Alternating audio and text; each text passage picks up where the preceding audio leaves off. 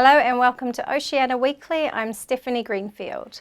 The 11th Multicultural Expo was held last Sunday in the Mount Eden War Memorial Hall from 12 till 4 p.m.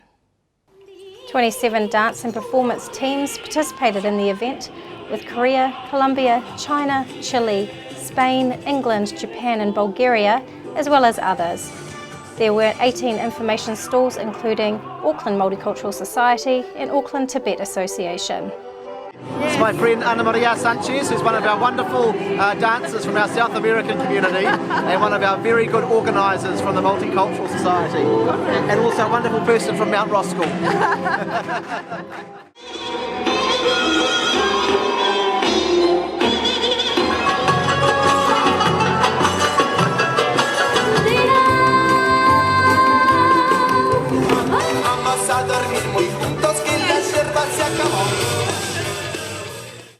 An Auckland man has been arrested and charged with defrauding customs for smuggling hundreds of thousands of cigarettes into New Zealand. The 40-year-old man appeared in the Auckland District Court on Thursday. Customs say further charges are likely. In July, the man imported a shipping container of food from China under his business trading name. Biosecurity New Zealand inspected the container and found a total of 2,418 cartons of cigarettes hidden amongst the food. That's 483,600 individual cigarettes with a revenue of $537,542. Customs said it is not illegal to import cigarettes, but they must be declared and the correct duty and GST paid.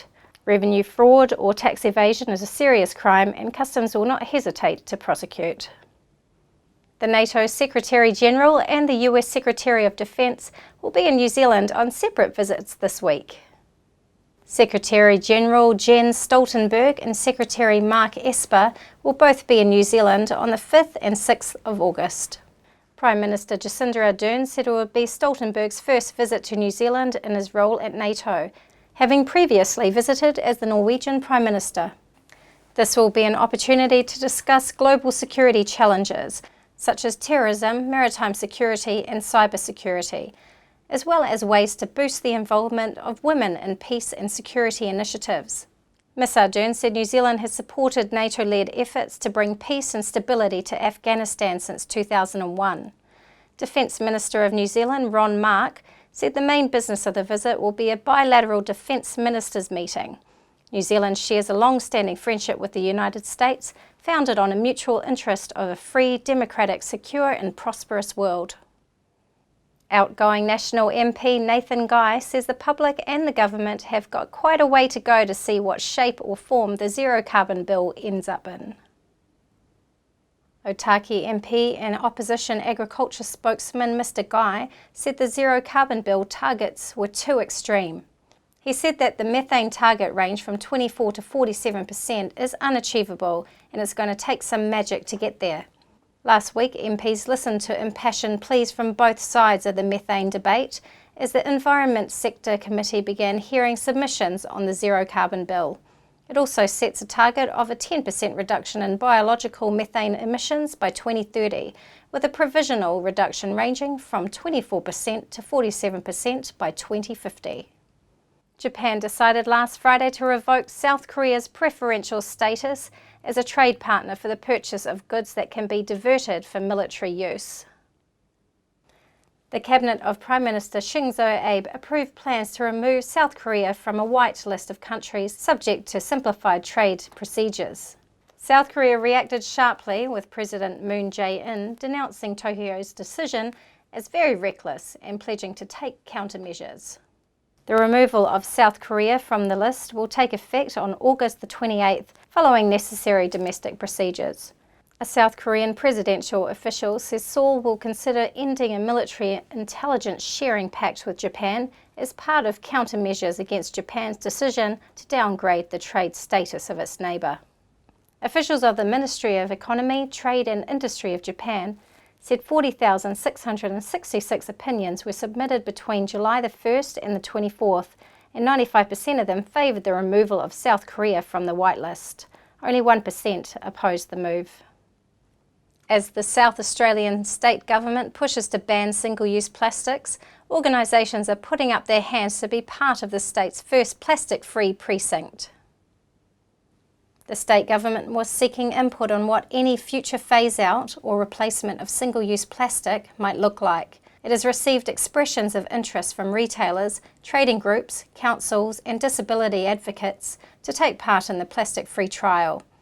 Environment Minister David Spears said the first step was working with the precincts to reduce single-use plastics and test innovative solutions and alternatives.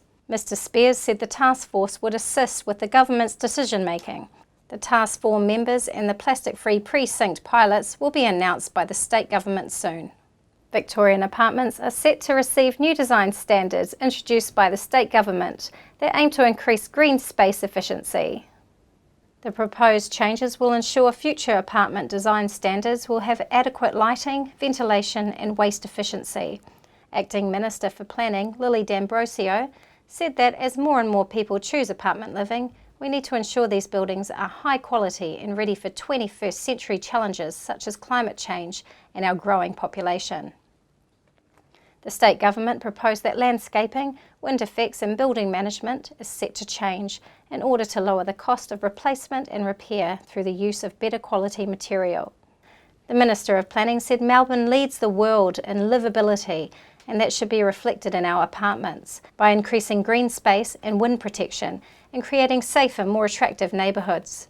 The initiative is also focusing on building exteriors to make sure apartments fit in with the neighbourhood and provide more trees and green spaces. The New Zealand government has announced its climate action plan to move New Zealand into a low-emissions economy. The plan follows from the Productivities Commission's 2018 report.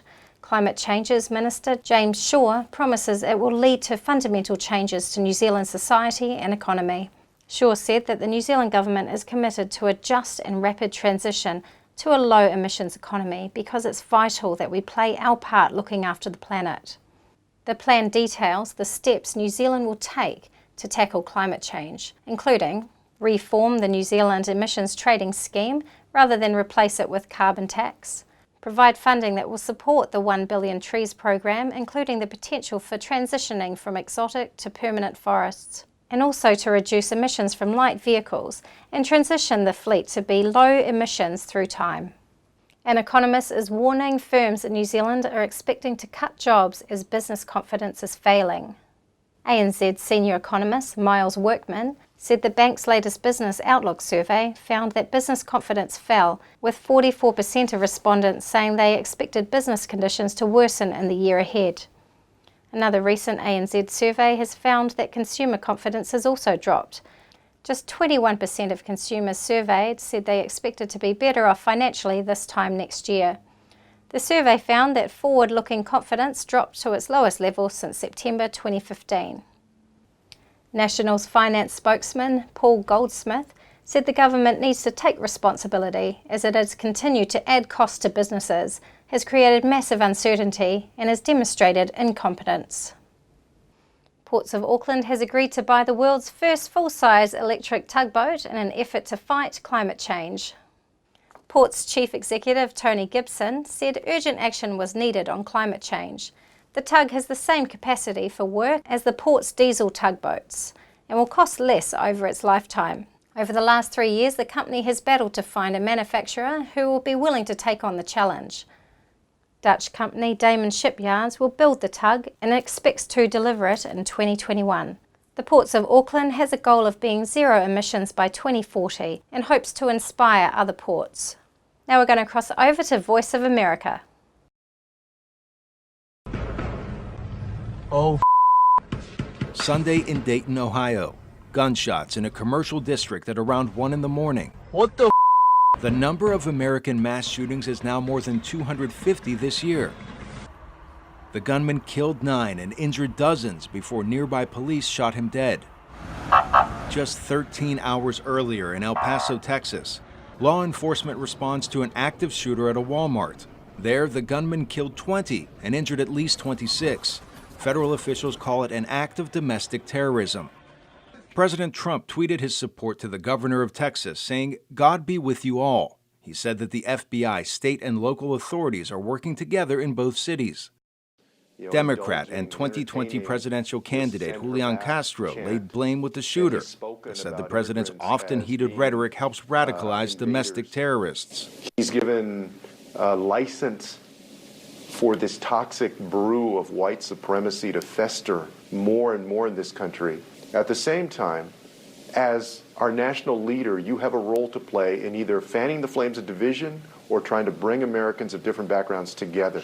President Trump's acting chief of staff, Mick Mulvaney, says mass shooters, not political rhetoric, are to blame. There's no benefit here to trying to make this a political issue. This is a social issue, and we need to address it as that. The people responsible here are the people who pulled the trigger. We need to figure out how to create less of those kinds of people as a society, and not trying to figure out who gets blamed going into the next election. Both Mulvaney and Castro seem to agree that narrowing access to firearms is a step in the right direction. The answer is not more guns.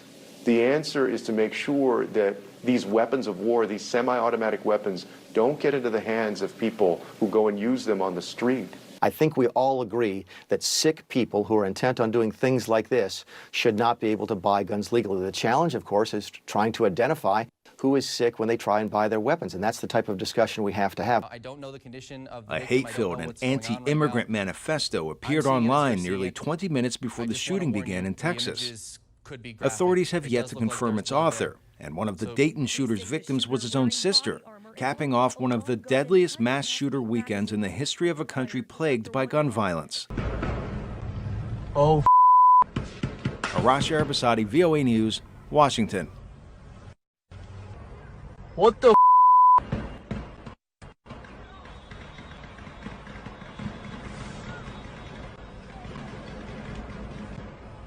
Thank you for joining us here at Oceania Weekly. I'm Stephanie Greenfield, and I'll see you next week.